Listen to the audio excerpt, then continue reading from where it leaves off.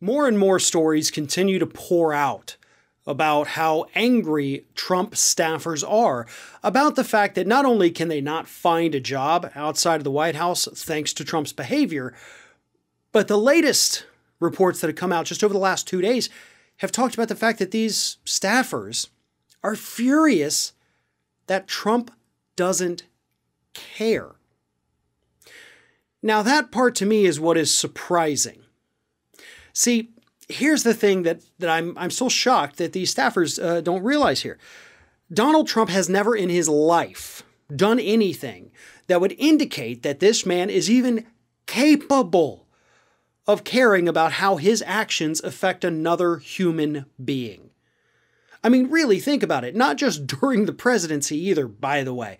Think of the Access Hollywood tape, right? You just do it, he says. And when you're famous, they let you do it. He doesn't care about other human beings. All the defamation suits the guy is facing for, allegedly slandering these individuals and destroying their lives. He doesn't care. It's always about him. So again, I ask you, even before he was president, what did these staffers think was going to happen to them? They saw what happened to everybody who had been associated with this man in the past.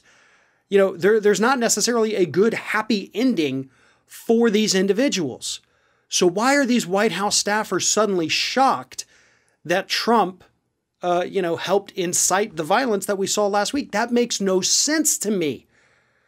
Unless they've just been sleepwalking through their entire lives and knew nothing about Donald Trump before taking a job with him. I don't get it.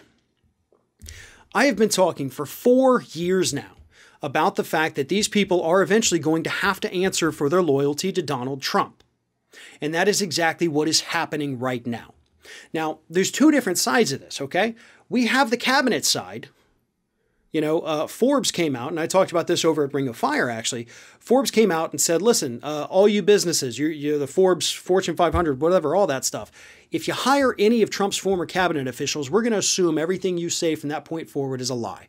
So sure, those are horrible people. Betsy DeVos has no redeeming qualities whatsoever. Andrew Wheeler with the EPA. Nope, you've helped destroy Americans' health for a generation or more. I don't care if you don't ever get a job again, ever. But what we're talking about in this particular story is the average everyday staffers. The people who go and make copies, the people who are in charge of scheduling, the people who are in charge of getting the president from point A to point B, in charge of making the schedules. Those people seemingly did nothing wrong, right? They weren't making policy. They weren't advising the president to do these horrible things. But they did just stand there and allow these things to happen. And they stood by the president. Now, I think back to young me, and again, purely anecdotal. I was working at a restaurant at the time. The general manager that we had at this restaurant was beloved by everybody that worked there. He ended up leaving for a better opportunity. The restaurant brought in a new person who was absolutely horrendous, treated us all like crap. Was horrible to us. We didn't like it, was screwing with our schedules just to be mean. I left. Actually, went and got a job at the other place my former manager went. But I made the choice. I knew that I didn't like the way this person was treating me. I didn't like what they were doing to the restaurant I was working at. So I made the choice to leave. And yes, it could have been horribly financially for me.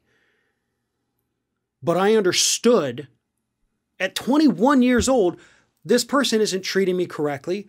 They're not treating other people correctly. And I'm not going to stand for that. I am making the decision to pull myself out of this situation. And sure, working at a restaurant as a bartender is a hell of a lot different than a career as a White House staffer. I understand that. But at the same time, these people knew what Trump was about. They have seen him from day one. There was no hiding this. So for them to act all surprised that I can't believe he would do this and destroy our careers, we're unemployable now. They said, we have to wear the scarlet T for the rest of our lives. Yeah, you do.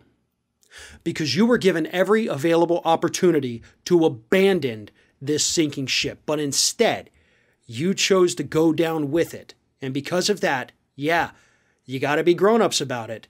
And you have to accept the responsibility for your decision to not take action.